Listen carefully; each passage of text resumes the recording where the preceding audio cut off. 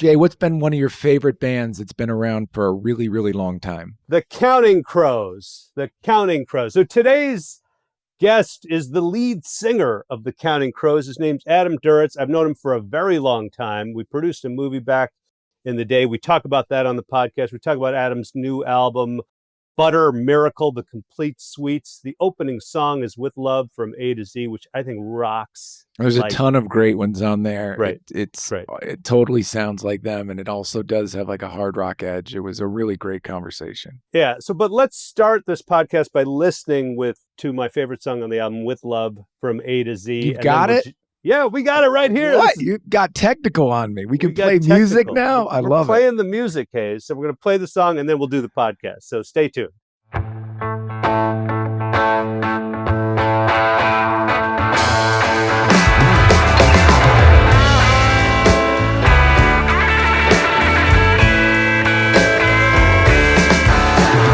Trying to swim through an ocean of rain. I was hoping to see California again. All these memories run through me like blood in my veins. In the quiet that covers the night like a blanket I dream. Well, I see mountains that stretch from Manhattan to Mars. And I follow my comet down out of these stars. Once more crossing America west in my car. I am friendless, endlessly resentful, bereft, and I've been trying to be what you need. I may carve out this sentence on the white of my bones, and I could squeeze me a river right out of this stone. I may leave you alive, but I won't leave you alone. 'Cause these words are the essence of me. I send them with love from A to Z. Hey, everybody. Welcome to the latest episode of our podcast, Vouch Vault. Today, we're talking to my good buddy, Adam Duritz. And I have a story I want to tell, Hayes. So Steve Lemmy from Broken Lizard and I were living in Los Angeles, like probably early 2000s.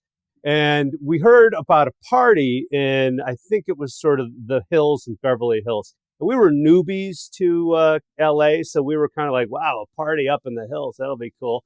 And we were driving like on it was an afternoon party. It was my friend Henry Griffin was throwing a party at his house. And Henry was like, he's like a small filmmaker, he kind of like was struggling and trying to make it and whatever.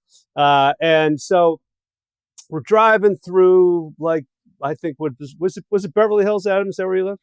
Yeah. Yeah. So we're driving through Beverly Hills and we're cruising around these little roads. And way off in the distance, we see this huge white mansion, right? And we're like, it'd be funny if it was in that house.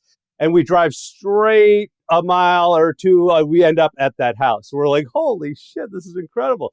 And we get there, there's this big afternoon party going on, all these incredible babes. And Henry's, like I haven't found Henry yet. He's got all this red hair. And we walk inside and we're looking at the place and we're like, there's all these like gold records and platinum records with the Counting Crows on the wall. And I'm like, to Steve Lemmy, I'm like, who lives here? I'm like, I don't know, but like, would you get these at a garage sale or something? Like, what the fuck is this? Like, we were like, what the hell's, wow, that's wild. This is wild. This is like some random ass party. And then Henry came up and he goes, oh no, this is Adam Duritz's house from the Counting Crows. I'm like, is he here? He goes, he hadn't been here in like 6 months. I mean, he's not here. I'm like, does he know you're having a party? He goes, well, I mean, maybe. And yeah, probably knows. And what we learned was that, a bunch, there were about 6 or 7 people living there, and they were all people generally Adam had met on the road while he was touring with the Counting Crows. And he was like, oh, I live in LA. If you come to LA, you could stay with me. And they all came to LA. And meanwhile, this guy's off touring all over the world. And they're like, oh, Adam said I could stay here. And then they would move into one of the rooms. And so there were 6 or 7, basically like random ass people whom he met once or twice. I don't even know. And they were all living in this house. And included in that was, I remember there was this thing called the zone diet, and you get this green bag of food, and all the people, like, I heard about it from George Clooney, who was like, you eat this food and you'll be skinny. So I started eating food, and we get to Duritz's house. There's the green bag, and there I see like two guys like, oh yeah, this is what we eat every day. I'm like, that's Duritz's food, and I'm like, God, this is incredible. We just we stayed all night long and did mushrooms or whatever, and then a couple of years later, we have a deal at Warner Brothers, and a script comes to us called Freeloaders, and it's about this topic. It's a movie about Adam Duritz's house and all the lunatics who live in it, and they throw parties, and eventually Adam shows up and he's like, I'm selling the house. And we made the movie. We produced and made the movie. We were co-producers on that. That's right. And that's where we met. The most common story I used to hear from people when I would meet them in those years is, oh my God, I was at the greatest party at your house. It was so much fun. I have to thank you. I had the best time. And I'd be like, oh, so sorry. I don't remember meeting you. And they'd be like, oh no, you weren't there. They were all like, it was all like friends of mine who were, talented people. Like Henry, was a screenwriter, and he's, they were trying to make it in LA. Henry, Charlie Brown, Isaac, they're all writers. At one period, they were all screenwriters. Another period, it was mostly all musicians. There were several rounds of this. Just some good friends who, it's hard to make it in LA and it can be expensive. And it was like an artist commune at my house. We did a 40-person New Orleans style conga line with pots and pans and like harmonicas just rolling through the entire house. Like, I went to multiple parties there before I met you. We had great parties when I was there too. For years, we had like every Friday night, we had a massive blowout. We do crawfish boils, and we did it all there. A lot of guys from New Orleans. But you're from Northern California. Well, all over. I grew up born on the East Coast, then Texas for a while, and then Oakland and Berkeley. Yeah. And did you go to school? Didn't you go to school at UCal? I went to Cal, yeah. Yeah. Okay, got it. Go ahead, Taze. Well, no, I was thinking because I would think the influences of your music, your lyrics, it felt like you were an academic or a poet in some ways and had read a bunch of stuff. So it makes sense that you had gone to Cal. Was that like just in your neighborhood? So you started studying there? I left early to go. I started off at Davis up near Sacramento. Farming school. Yeah, it's an ag school, but it's a good all around. Yeah. But the more I started writing songs right when I got there, like my freshman year, fall term, I wrote my first song. And the more I realized I wanted to play music, the more it made sense to get out of there, because it was mostly just cover bands playing frat parties up there. Did I read somewhere that you had started as a women's studies major? I was, yeah. At Davis, I was a women's studies major, but I kind of ran out of classes, and I had sort of switched to becoming an English major near the end there. And Berkeley also had like the best English department in the country then. So I realized that it would be more of a challenge at school to go to Berkeley. And also I could start playing in bands and start really doing something with all the songwriting. But yeah, I started out as a women's studies major. I would think, without getting too therapeutic here, that would have to come with like some strong relationship with your mom. Well, my mom had been a really early member of Now. We got that first issue of Ms. Magazine at my house when we lived in Texas.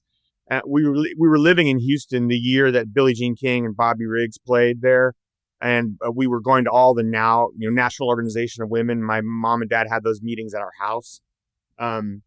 So yeah, I was kind of brought up that way, but I also was rebelling against that in some ways. I had a big argument with my mother about whether I was a chauvinist pig at one point when I was a senior in high school. You're like, I'll show you.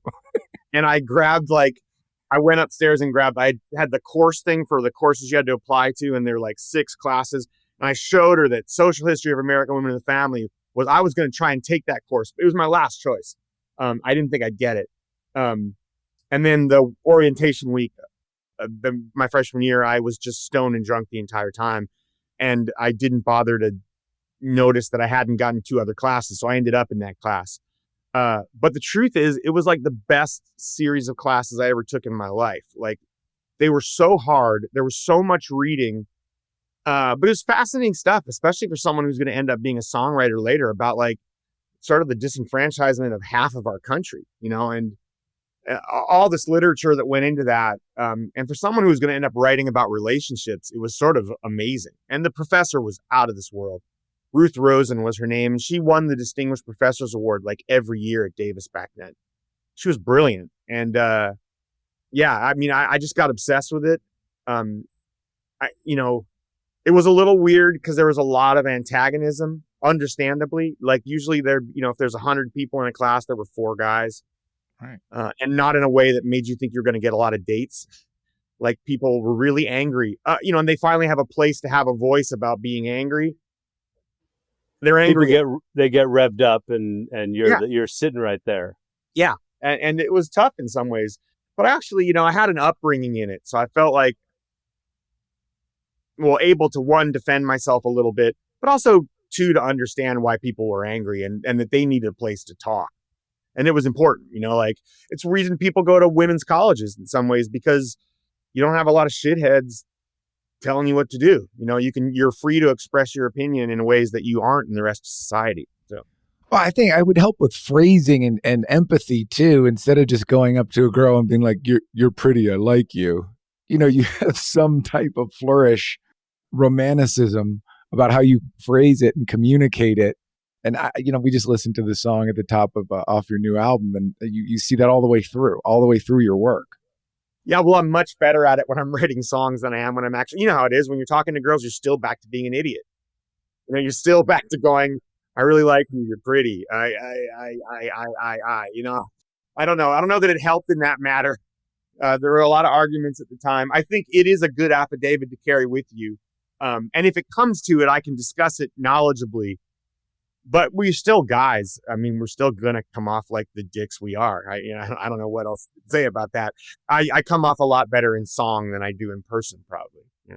How did you know, like when you wrote those original songs, was there music to it? Like, I know you play piano, I know you play guitar, but you were mentioning on the Howard Stern show that you don't play either all that well. Maybe you're being humble, but were you playing while you were writing these songs, these lyrics? Yeah, I didn't count them as a song until I wrote one with music. Like, I think before that I had written some poems that I wouldn't call poems because they were songs and I was singing them to myself in my head. They had rhythm, but I wasn't doing anything. And then I was in a class, you know, I was a freshman in college and my sister was 15 or 16. My mom was off at medical school. So, you know, being a 16, 15-year-old girl is tough. And it's just a tough time in the life of every girl. And, you know, my sister was struggling a bit. We were close and I wasn't there. And I wrote a song about that in like a class one day. And I realized when I finished sort of writing it that I had the whole tune in my head. And I thought to myself, hey, man, I wonder if I could figure out how to play this. So, I mean, I don't play guitar at all for shit. Not really. I know a couple chords. Piano, I play pretty rudimentary, especially back then. After that class, I went back to my dorm and there was a lounge across the hall from my dorm room. It had a piano in it. And I went in there and I locked the door and I sat there, ding, ding, ding, ding, ding, ding, ding, ding, you know, like, good morning, little sister. Dun, dun, dun, dun, dun, dun, dun, dun. Okay, I knew how to make a major and a minor chord. So if I'm singing a note, it's probably one of the notes in that chord. So I tried to figure out what all the chords were. It took me hours. It would probably take 10 minutes to write this song nowadays. But it took like the rest of the afternoon. And, but when it was done, I could play a song that I'd written. And it was like a light bulb going off in my head. Like, oh, I'm a songwriter. Huh. Like I knew that before any of my friends, I knew what I was doing with my life. Did you know you were a good singer? What'd you say? Did you know you were a good singer? Like, how did you learn that? Yeah, I mean, I could sing. I knew I could sing. You know, I did in bands as a kid, but I didn't know, that didn't mean anything to me. Yeah. Because just being able to sing, I don't know, what are you going to do with that? Go be in a musical? It didn't mean anything. It wasn't until I was in a lot of musicals. I was in some too. But that wasn't, you know, by the time we were growing up, that wasn't in the middle of our culture anymore, really. You know, It wasn't the center of our culture in the way that it just didn't seem very promising as a future. But when I wrote a song, then I had something to do with my life. I knew that. We haven't had too many emotional moments on this podcast, Mustache Tales, Jay, but that really struck me as you sit down to write a song to your sister and you're not even really versed in songwriting. And that's one of the first times you consider yourself a professional musician. That's a really kind of profound, beautiful moment. I mean, I consider you a real wordsmith, Adam, and I say this because obviously the lyrics, but when I had a random conversation with you during the making of Freeloaders, and it was 2 hours and 45 minutes, and I'm like, this dude can talk, and we went on all sorts of fucking topics. But I'm friends with this with Willie Nelson's daughter, Amy Nelson, who's in a band called Folk Uke, she's in a band with Woody Guthrie's granddaughter, and it's this incredible, funny, but really good band. These two of them, they play ukulele and guitar. And I'm always like, oh, you should write a song about this. And she goes, you write the damn song. And I'm like, okay. And I've tried, and I don't there's a secret rhythm, there's a secret formula to writing stand-up jokes or movie jokes or book jokes. But I know there's a secret formula to writing songs, and I cannot figure it out on my own. And as a result, the world has heard none of my songs, which nobody needs, by the way. Knowing your stand-up act, Jay, I wouldn't even know what one of your songs would translate. They're all based on puns. They're all puns. I mean, your stand-up story about doing heroin accidentally, maybe. Yeah. Thinking it was cocaine and then doing the heroin. Yeah. Well, I've never seen you do stand-up after all these years. I mean, I've seen 50 movies and a million things you've directed, but I realize I've never seen you do stand-up. I did a stand-up special. I'm gonna release it very soon, so you'll see it. So I was listening to With Love from A to Z, which is, I think it's fucking fantastic, right? I mean, we just heard it on the beginning of this podcast. Like, there's something about that song that just, and I know it's not just me, but it's like, I keep replaying it and I keep replaying it and I keep replaying it. And there are other great songs on that album, like Spaceman in Tulsa. Didn't you play that on the Howard Stern show? Mm-hmm. That's a great song too.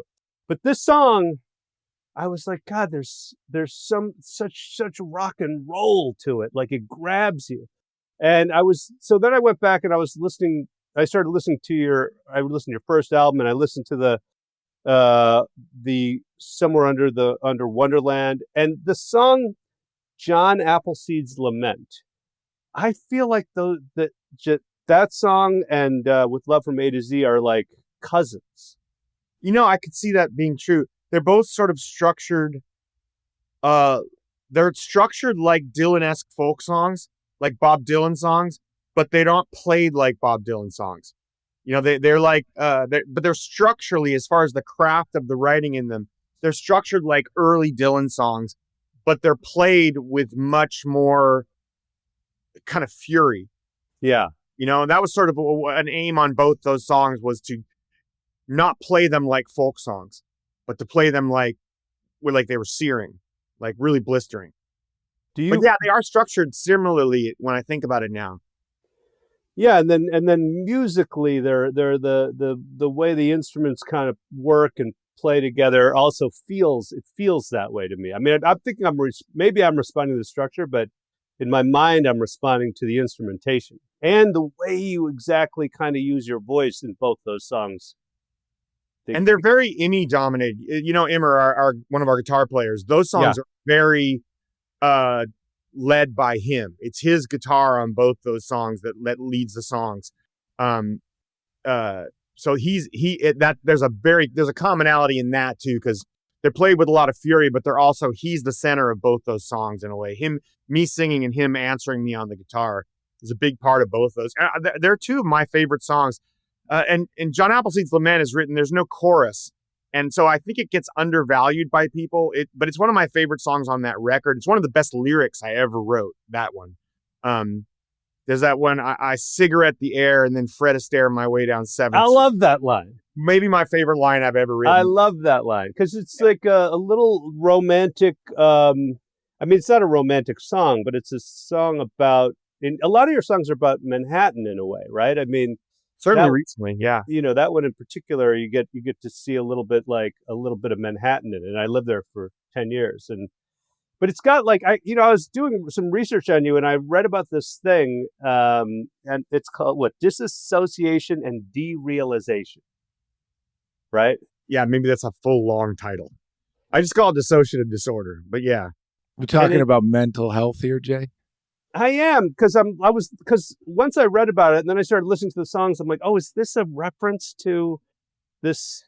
Well, I think everything in my life is a reference to that in some ways because it's about you feel like there's distance between you and the world, like you're actually looking at the world out through the holes in your head. You know that it feels like a real distance, and so a lot of my stuff is about connecting. I think a lot of the reasons I write songs is about connecting. A lot of, for years in my life, I felt like I had all this shit inside me. I didn't know what the hell to do with it. And I didn't know where it was supposed to go. And as soon as I wrote that first song, I thought, oh, well, all of it went right there. Like all this, there's a reason I have all this feeling and shit that moves around inside me that I don't communicate very well. It all went right into that song. That's like, I'm going to come back and do this tomorrow. It was a kind of a reason and a purpose behind everything. I think, being a little crazy doesn't hurt you in the arts all the time. This is what Spaceman in Tulsa is about in some ways. You grew up with that kind of feeling in you? Yeah, I just didn't know what it was, but I felt very weird as a child. It didn't help that we moved around a lot, so I was always a new kid. But the fact that, when you're dissociative, it's hard to meet people. It's hard to introduce yourself. And so when you're the new kid, it's even harder. You spend a lot of time in your head. And I had some real fears when I was young about like, this is really hard. How the fuck am I going to like take care of myself as an adult? Like, what am I going to do in life? It's hard for me interacting with other people. This is all really difficult. It's going to make everything harder. But then it turns out, you could write a song and on stage you're totally fine. You're in a different headspace and you can connect. Yeah, because on stage it's just me and the band. Really, I don't really think of people in the audience too much. I mean, they're fun, but it's really about being the band. There's a line in that song, John Appleseed's Lament, which is about your lover says, like, Adam, tell me what to do. Like, I can love you or leave you, but I don't know what you want from me.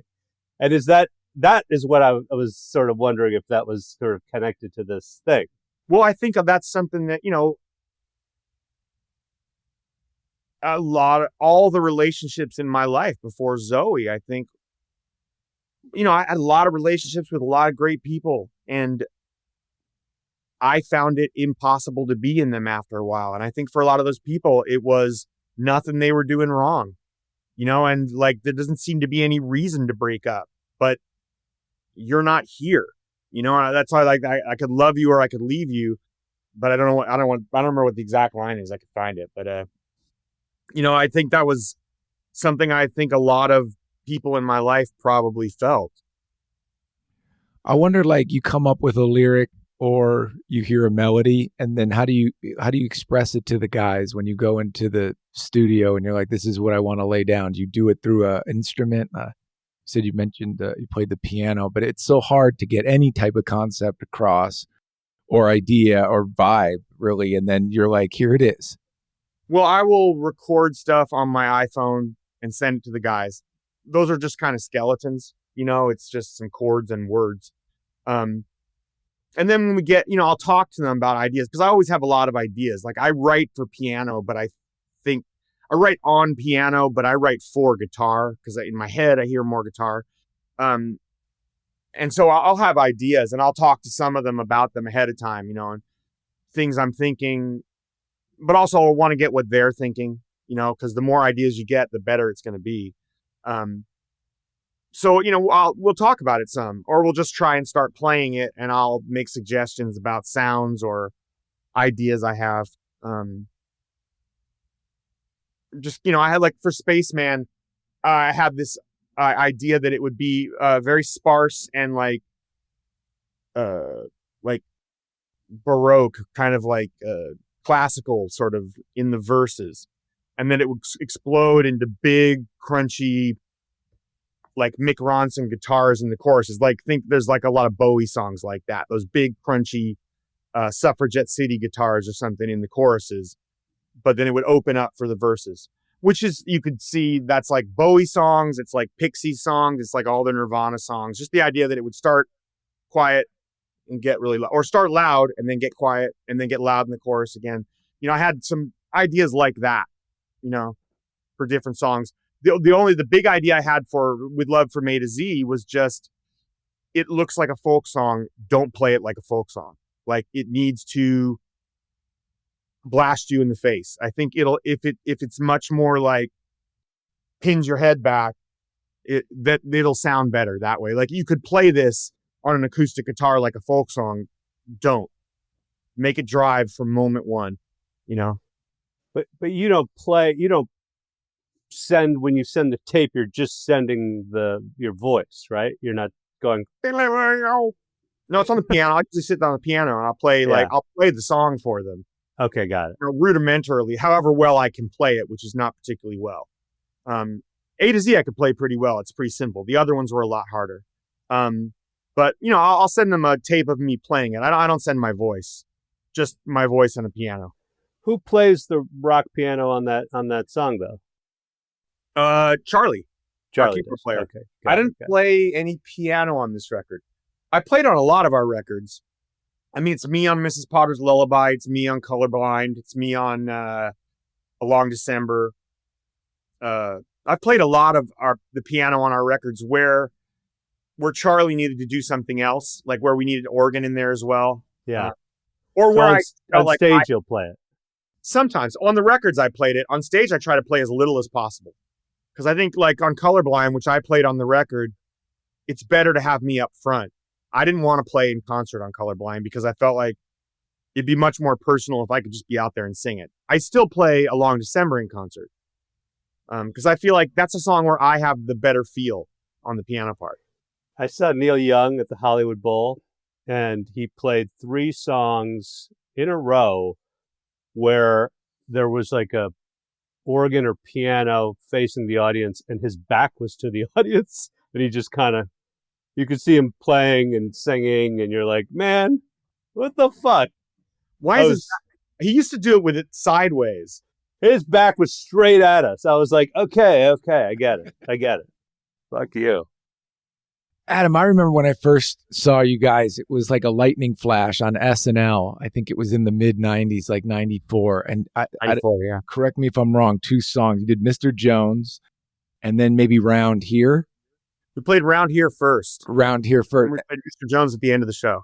It was they're 2 totally different tonally songs. I wouldn't have known what to make of the band if it would just existed in that vacuum.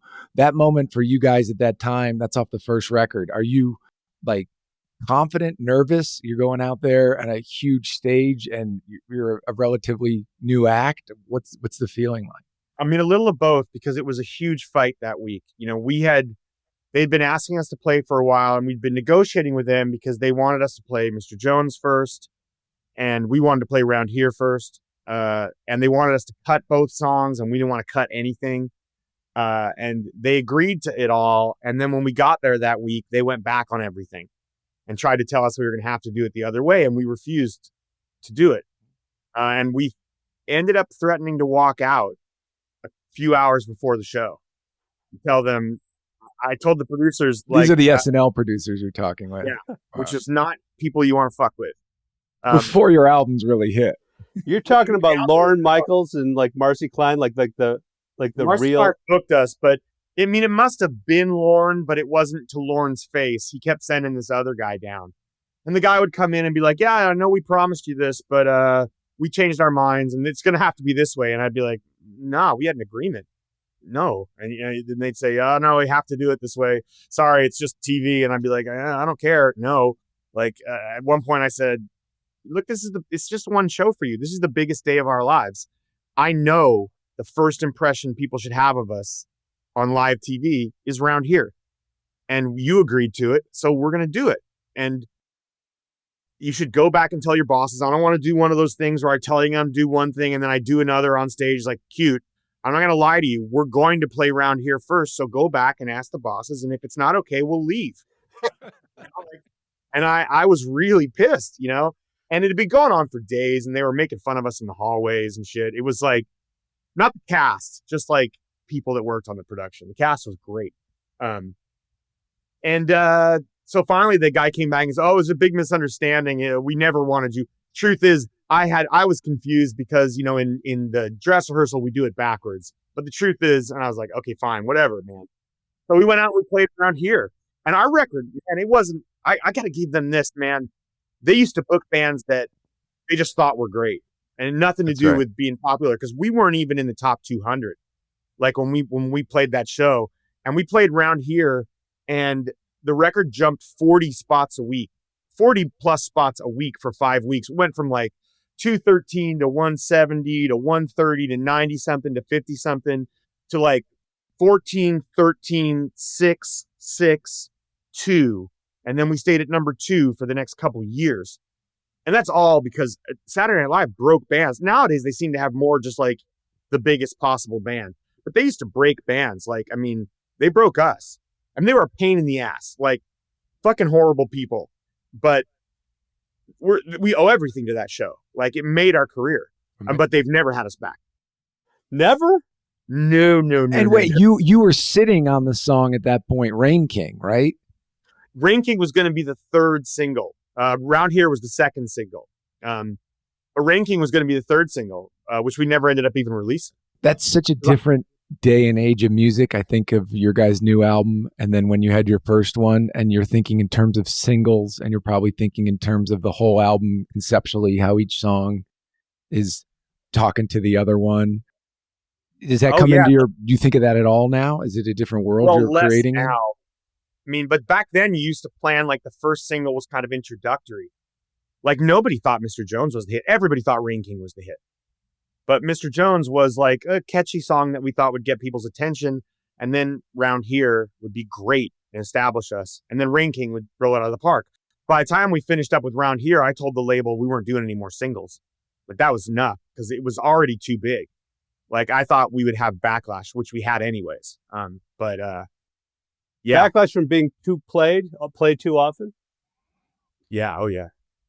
Because it was all like radio play. People didn't have options, right? They had to listen to the songs over and over. And then you felt, you suffered as a result of that. Well, yeah, because radio has no motivation for you to have a long career. They have motivation to play a song that everybody wants to hear until they don't want to hear it, which means they'll drive people crazy with a song. I don't know if you remember that about radio in the day, but you would get shit played over and over until you were fucking sick of it. You know, like, anyways, I don't know. But I mean, SNL was a huge thing for us. It made our career, really. But no, I don't think they're ever going to have us back either. You know, a few years, it's funny because like after that huge argument, like 10 years later or so, not even 10 years later, what I'm talking about. It was like 5 or 6 years later, it was coming up on their 35th anniversary. And they called us because they were doing that big special and they wanted to use Round Here in the special. And I was like, you're kidding. You want Round Here after all this time? The one you want is Round Here. And I was like, I don't even know what to say to that. Like, I was so like, when my managers told me, I was so like, I can't believe the song they were trying to like, you know, okay. Well, then I thought, you know what?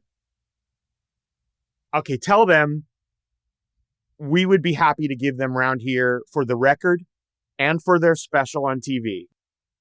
But I would like to play Saturday Night Live when we release This Desert Life, you know, not our third album, you know, like, that would be great for us to be on, you know, let's bury the hatchet. You know what I mean? Like peace between all of us, all this fighting. Fuck it. Let's bury the hatchet. You can have all this stuff. We would like to play Saturday Night Live. So we get this message back that says, oh man, we would love to have you come play when the record comes out. We just haven't booked the fall yet or whatever it was, you know? And the truth is we need the okay for these records and the TV show now. And I was like, oh, I can just see how this is going to go, you know? But then I thought, well, fuck it, you know, because somebody's got to be a bigger man at some point, like, yes, go ahead. I will trust you. You can use the songs. And the songs were on their big TV special. It was on the record.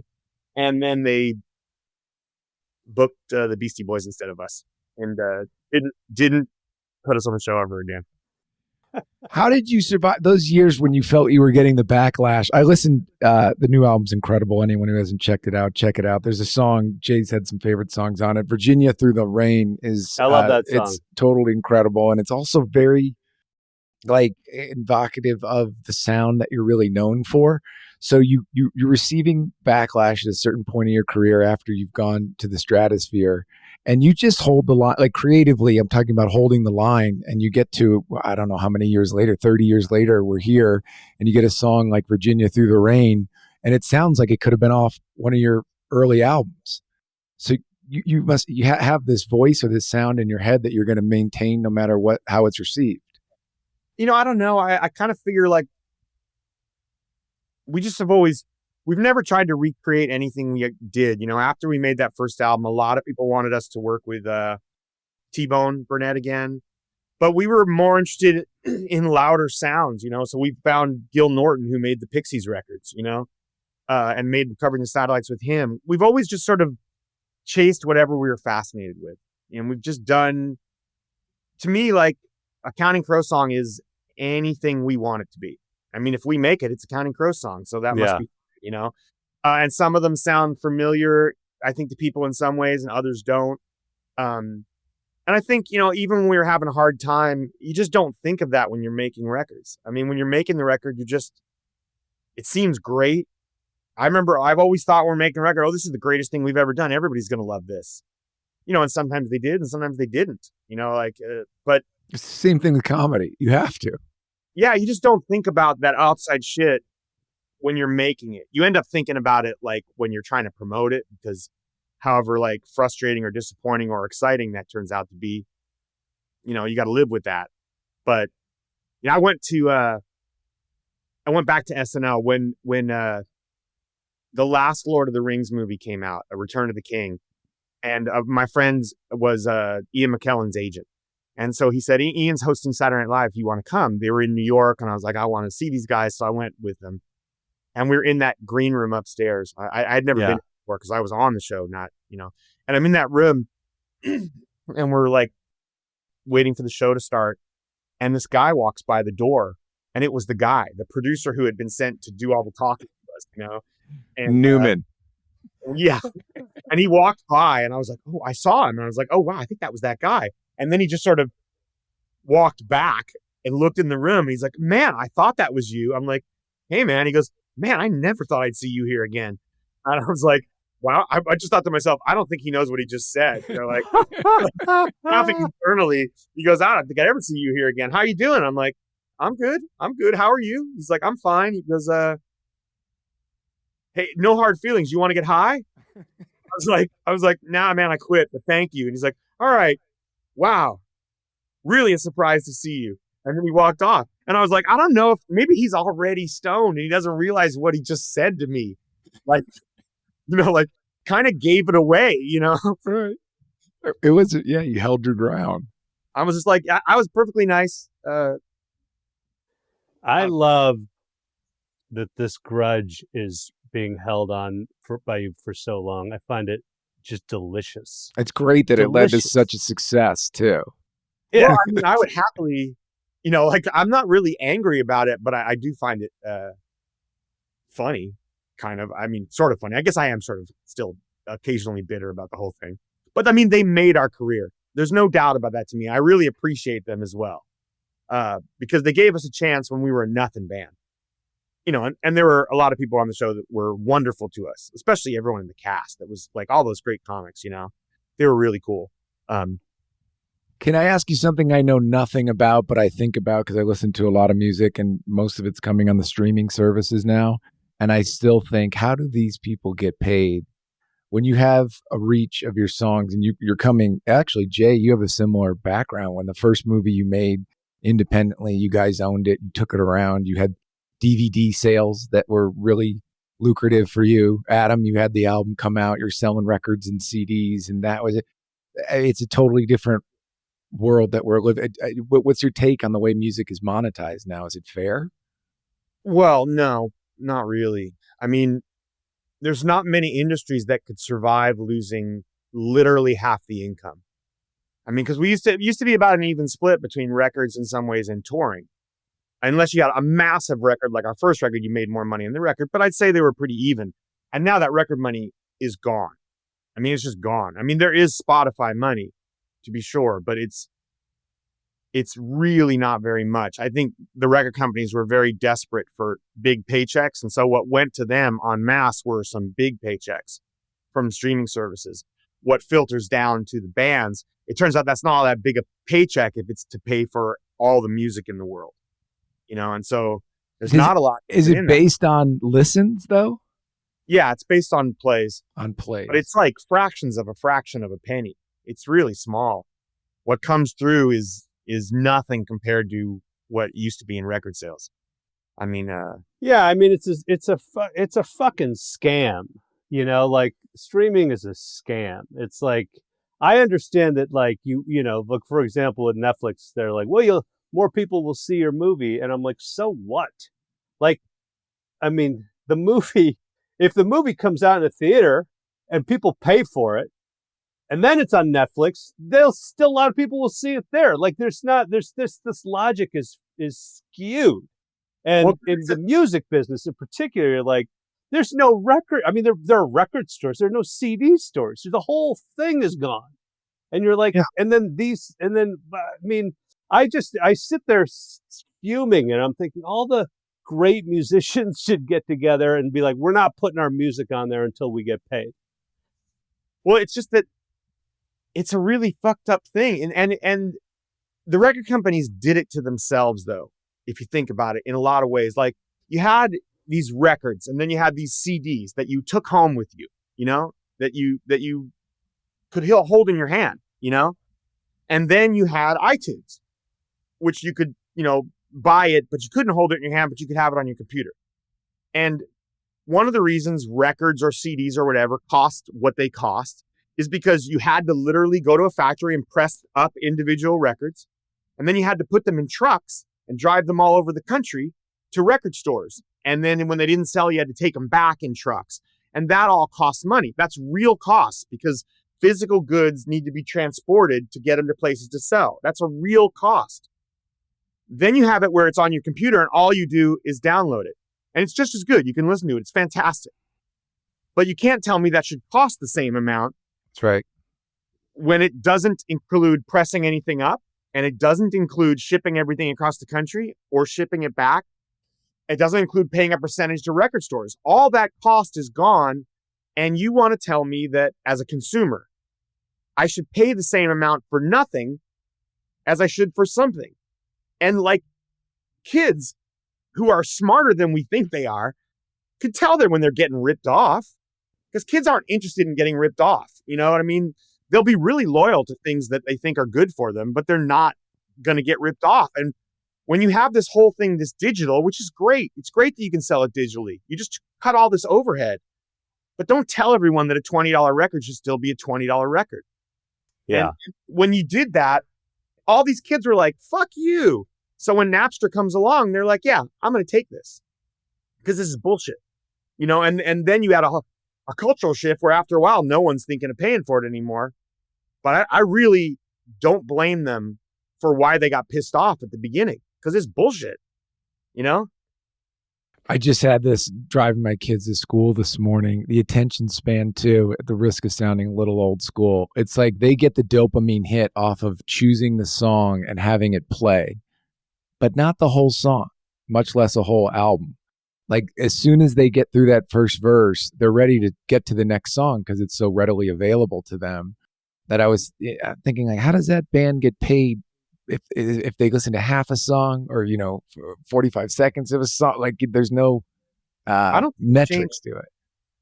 I don't think it changes. I think if you're playing the song at all, I think it just pays you. But I mean, it's a weird thing because as shitty as radio was in a lot of ways, there's something to be said for surprise. Yeah. Like, when you can get anything you want and have everything you want, you don't get surprised because you don't know to want something you haven't heard yet. That's right. Yeah. You know, and it's why sometimes I listen to music on Pandora instead of Spotify. I've made a bunch of different radio stations depending on my mood on there. And that way they kind of surprise me, you know, because I get to hear new stuff. Because it's great to be able to listen to whatever you want. I actually really enjoy that too. But it's also great to learn about new stuff, and that doesn't happen. What are you into right now? Like a genre or a band? Is there anyone that you're playing around the house a lot? I'm obsessed with this band, Gang of Youths. My friend's band, I actually sang on the last album. It's called Angel in Real Time.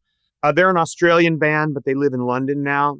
And the singer is one of my best friends, David Leopepe. He's sort of a Pacific Islander, but grew up in Sydney. They're just fucking brilliant. They're like the best rock and roll band on the planet right now. That record is so good. You know, after I wrote a bunch of the songs, the second half of this record, on the way home, I stopped in London and sang on their record. And when they got home and they sent it to me, I realized how good it was. And it made me also realize that these songs weren't good enough that I had just written, which is I went back to the drawing board and kind of rewrote a bunch of stuff on this record, which is why it turned out like it did. Because listening to their record, I've never had this happen to me in my entire career before, where I finished something and then realized it wasn't good enough.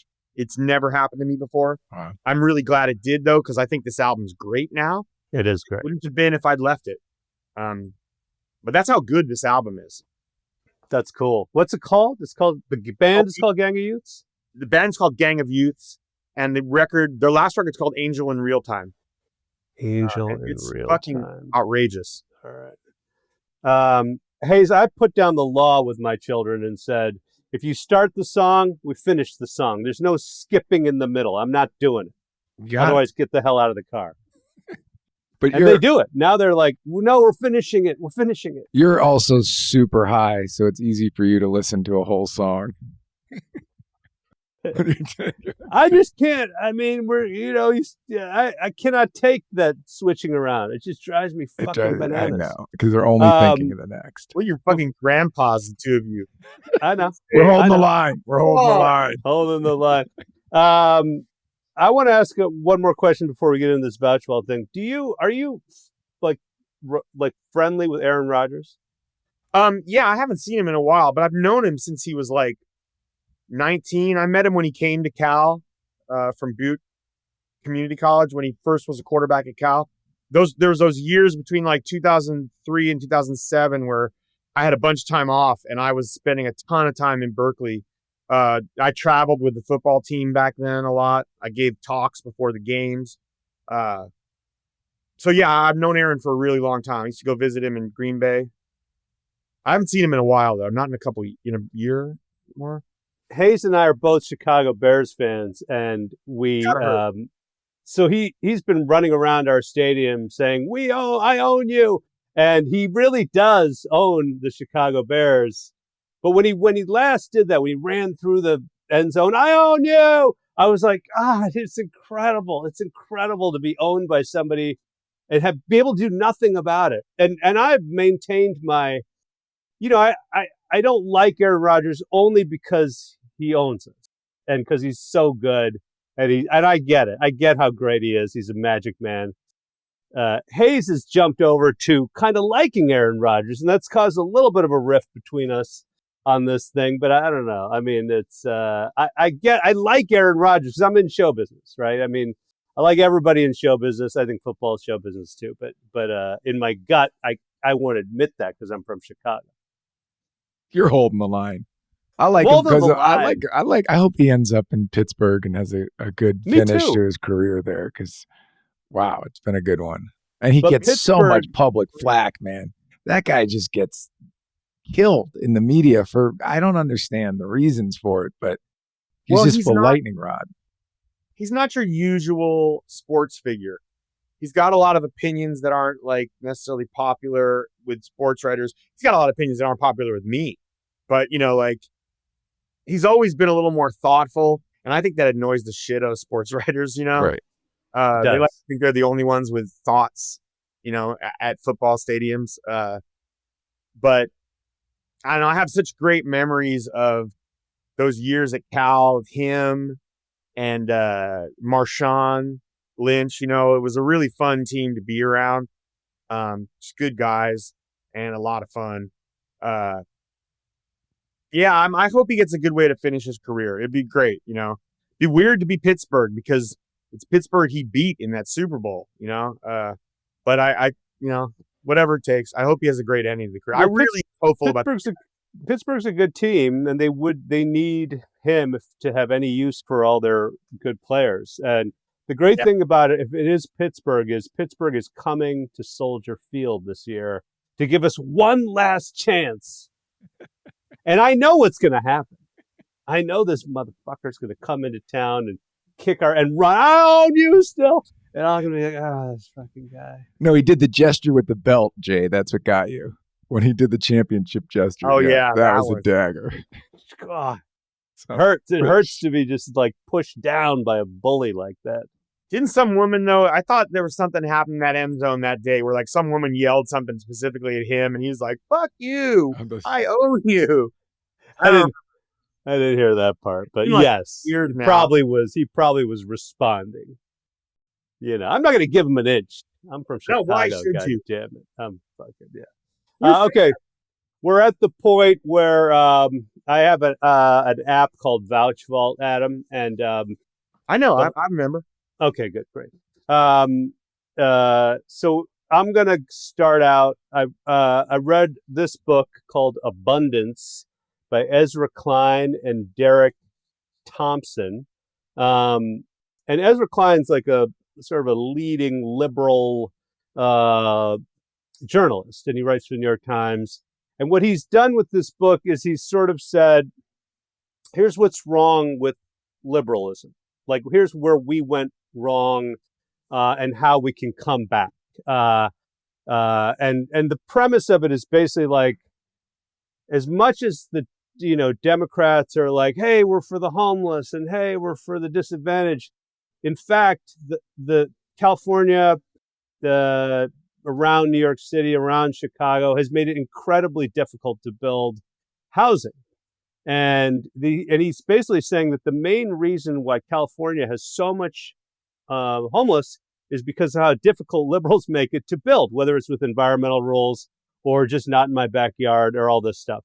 And they said, conversely, Texas, I love Texas, I will tell you, but they also are like, just build it, just fucking build it. And they have, where Texas has built, I don't know, 8,000 new homes last year, California had built 300. And you're like, well, this is, he goes, so the future of the Democratic Party, in his opinion, is to be like, let's strip this shit out. And what do we need? We need housing, so we're going to create it in abundance. We need science, so we're going to streamline the scientific process. And this book is, it's interesting. I like it. I enjoy I enjoy it when Democrats like me kind of take it to ourselves and go, hey, we got to fix it. This is how we got to do it. I say this as a guy who's been punched in the face a couple times, but there's nothing like getting punched in the face that makes you re-examine your whole game. So I think this book is in line with what's happening like all over. You're like, whoa, where did that come from? Wait, I thought I was this person. Now I'm not. I gotta re-examine everything. That's what he's doing. That's what like networks are doing, Jay. That's like culture's doing that.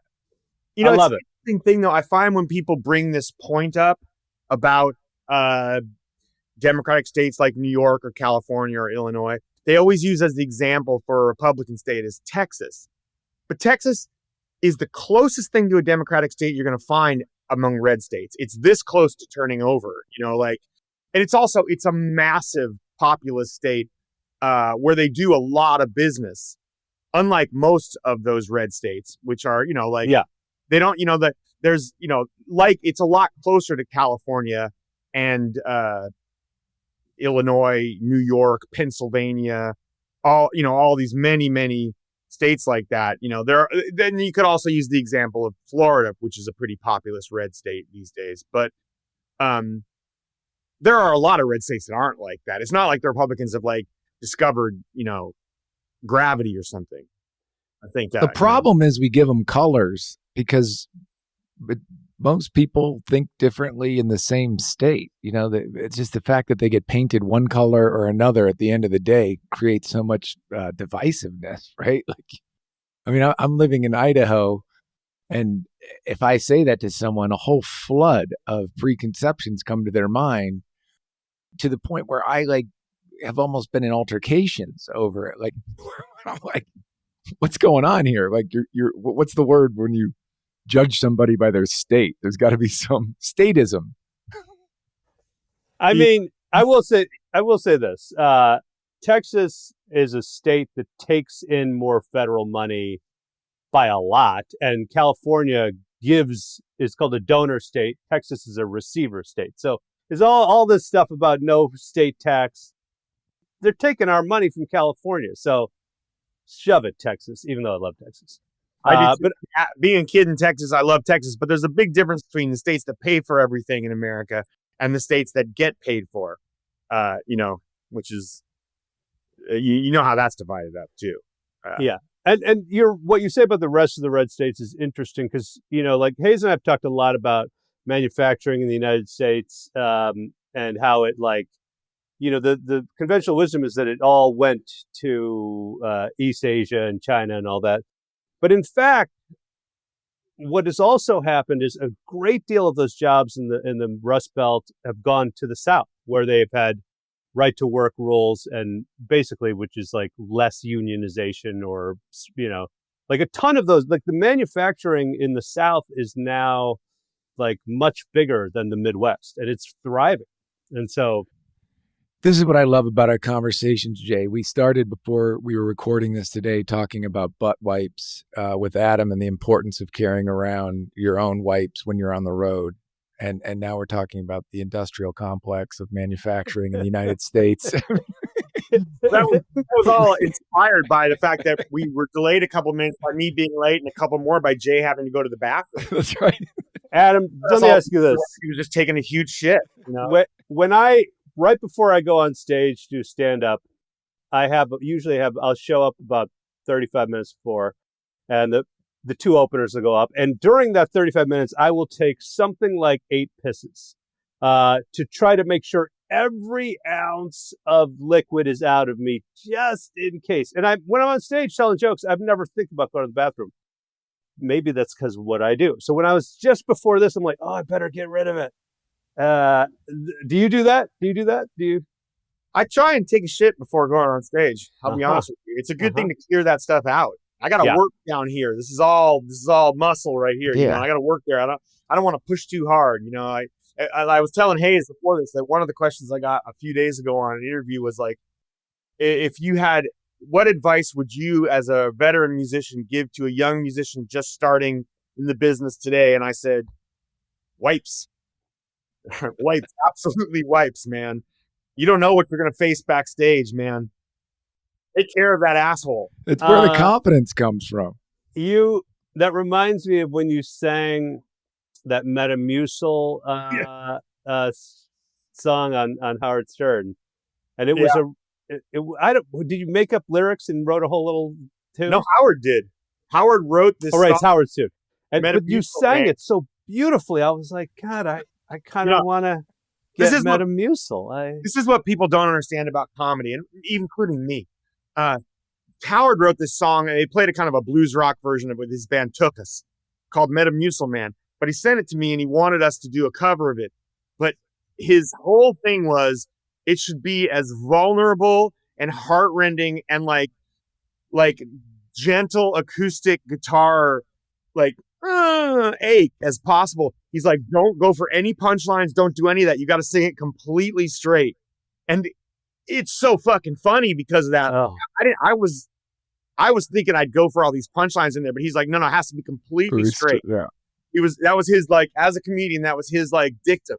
You got to do it straight. There can be no punchlines. Trust me. If you just play it straight, it will be funny. That's right. It's like Zucker Brothers humor, The Naked Gun, dead incredible. Leslie Nielsen deadpan. Yeah, totally. It's incredible. It's I was incredible. just thinking even the other day, that one section where the woman's like, do you have any idea what it's like to live with a man for 30 years? Because her husband's just died. And he's like, well, I spent a few months with a guy once in my 20s, and Right. He's married now with his wife and children. I never liked her. Right. So I lived with his son for a little bit. Wasn't the same. You can't go back. Right. Right. That guy is so incredible. You see all those clips of him when he used to go on the talk shows with the fart machine? Yeah, the fart machine was his main. Yeah. He starts with Fantastic Planet, but he's a straight. He would take the fart machine in like serious interviews. He would never let on. He would have a machine in his hand that he could compress. It was made out of rubber and tin, and it sounded like a fart. And he would lay it in the most serious interviews and not say anything about You're it. talking about Leslie Nielsen? Leslie Nielsen. Yeah. Did you never see these, Jay?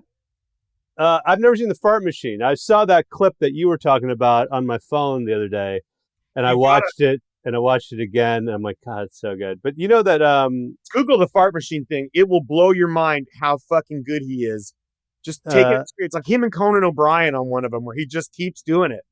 My friend Phil Alfeld, he's in his 90s now, had a fart machine that Leslie Nielsen gave him. And he carried it around for 40 years and it's like always John used Popper it. with the microphones. He gives them out. It was bestowed to him. I have something to vouch for. So okay. I saw a movie in the theaters, a documentary, Becoming Led Zeppelin. It's unlike any music documentary I've seen because we're talking about playing the whole song. They play the whole song to this incredible band. Of course, I've listened to a lot of Led Zeppelin. I love Led Zeppelin, but I just never watched them complete all their songs together. And they let it ride on a big stage. I took my son to see it in the theaters. I don't know if it's still playing, but it was totally incredible. It's unbelievable. I saw that movie like 6 months ago because my manager was helping the guys who were promoting it out. He's done some stuff with Jimmy Page over the years. And so he arranged a screening for us to go see it. Me, my girlfriend, Zoe, Immer, and we saw it with the director. And that movie is fucking incredible.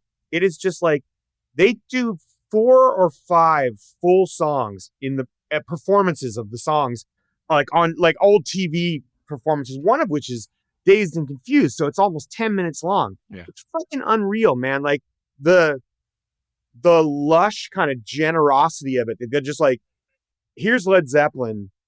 Seriously, the greatest live band ever. They trust that you have the fucking patience to watch full songs, and it is unreal. Like, mind-blowing. I'm completely with you. It's like a concert movie that would play straight as a concert movie, but they've got the talking head interviews telling all the stories. I was a little surprised they didn't go into, they clearly had like some type of narrative control over it because it was pretty sanitized. I mean, there's not a lot of drugs, not a lot of whatever happened in their lives. They didn't go into any of that. It was purely based on the music, but it was great. Yeah, I mean, talk a lot about like them when they're kids. They got great footage of them, like John Paul Jones and Jimmy Page, like how much they were working studio musicians on all the best fucking songs, the biggest songs of the day. Those guys in their late teens are like, they're the musicians. That's right. They started as like background musicians. Session guys. Session guys. They're like the session guys on To Sir With Love. Like it's crazy the amount of shit those guys worked on. Like they were the guys. And then they found these other 2 guys and put together this great band. And it's fucking genius. It's such a good movie. It's really good. You know? Yeah. I love it. Yeah. I loved it too. 100%. One of the best like rock documentaries I've ever seen. Yeah. Adam, you talked about Gangs of Youth as a vouch. Do you have anything that you're into? Yeah, I want to go to one. I took Jay to this place. Let's go with a restaurant as long as no one's done a restaurant. Yeah. Might as well do that. I took Jay to this restaurant near my house, right on Houston in New York, called Emilio's Bellotto. And the Vitolo family has had this restaurant for, I don't know how, 30, 40, 50 years. I don't know how long they've had it for. And it is unreal. One of my favorite Italian restaurants in the world. It's so fucking good. It's, kind of family style Italian. They do the basics off the hook. The veal parm, the chicken parm is incredible. The spaghetti and meatballs is, I love Italian food. I've traveled to Italy many times. The food in Italy is the best food in the world. It's hard to find food of that kind of quality in America or anywhere outside of Italy, really. I will say this, man, Emilio's Bellato, it is the real deal for Italian food. It's so fucking good. You got to kind of line up out front to get in. It's absolutely worth it. Yeah, we showed up at 5 p.m., right? Yeah. And there was a big line out front, and we skipped it. We skipped it. Hey, man, I mean, we've done a couple things, right? We're part of the family. We skipped it, and we went inside. I think we went into the kitchen and like looked around there. Like, don't they seat people in the kitchen sometimes? And then they put us in They have a little grate. table. You got to go through the kitchen to get to the back room where they sit. They sat us. They make this thing there, like things like tripe, stomach lining and shit like that. It's the kind of food like chopped liver that was like immigrant food, where like it's not what everybody wants. And so it becomes like what, your grandmother makes. My Jewish grandmother made a lot of chopped liver, but tripe in Mexican food, in tacos, but also in Italian food, it has a history of being comfort food. But now that stuff has kind of come back into vogue in a lot of restaurants, you get these fancy versions of it. But they make an appetizer there, which is like this just tripe in like a red sauce. That is the most comfort food thing I've ever had. It's like a return to like something someone's grandmother would make. It's just warm and like it's one of my favorite dishes to order anywhere is the tripe at Emilio's Bellato. And it's cow stomach? Yeah, I guess it's stomach lining. But they do it like it's just completely. I've had a lot of tripe that's fancy food nowadays because that sort of stuff is back in vogue. But there, it's like something your grandmother would make. It's just really warm comfort food that I cannot get enough of. What is the street it's on? It's not a canal, is it? It's on Houston. Houston. Okay, got it. Right. Emilio's Bellato. That's Ballato. It's fantastic. So good. We used to go there like every Sunday for dinner. It was delicious. It was magnificent. It was fantastic. And Zoe was there. It was just fantastic. I loved it. Yeah, it was a great night. I loved it. Well, thanks, buddy. You're going on tour now. Yeah. June 10th, right? You're starting in the States? We start in Nashville I think around June 10th. Go all over the country all summer. And then we head to Europe for the fall. I just got back from the UK doing promo over there. And then, I don't know, next year, maybe Southern Hemisphere, back to Europe again for festivals in the early summer, and then America again in the summer. Be a busy year. I'm going to miss you when you come to LA because I'm going to be back east. And then when you go to Massachusetts, where I'm probably going to be, I'm going to miss you there too. So, but Hayes is a little like hurt about the cancellation of the Boise show. Oh, yeah. Is there no report? When was it? A couple months ago. I think you guys were coming up with maybe Santana. We had a group going. He canceled it because he was having some back problems last year. Yeah. On that tour, he canceled a few shows because he was having really bad back problems. We weren't really in charge of that. I used to love Idaho. I used to spend a lot of time in Ketchum, like every Christmas in Ketchum with friends. Yeah. Great place. Idaho. Hayes, you want to promote anything? No, I'm good. I've got the Amazon show coming out this summer. I'll tell you guys more about that as we get close to it. But okay, I've got June 6th and 7th. I'm at the Dead Crow Comedy Club in North Carolina. I'm doing 4 shows. And then we're crowdfunding on vouchvault.com. So go there and invest some money and we'll try to make you rich. Where's Super Troopers 3 at? Well, I can't really say yet. But I haven't started growing the mustache yet. I noticed. That's why I thought we weren't as close to filming as I wanted us to. Yeah, be. What's your timeline on that stash, Jay? How long does it take to get to full? I like to have 7 weeks of stash because then I need to start trimming it, and that's a good proper Burt Reynolds mustache. Hey, is there going to be any Mounties coming in this time? I got a sidebar with Jay and have him come back. I know. I did this last week. He called me to say how much he liked the song. I'm like, we just got to get it in Super Troopers 3. I've wanted to be in a Elizabeth my whole life. Yeah, that'd be amazing.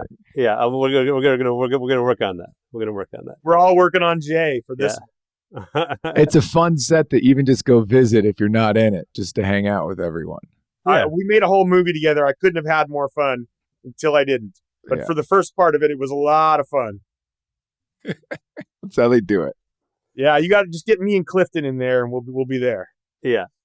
Well, thanks, Adam. That was a ball. Enjoyed it. Good luck on the road, and thanks for Thanks, doing guys. it. We Yeah. appreciate it. Thanks, man. Later, Anytime, Adam. total pleasure. Go get them.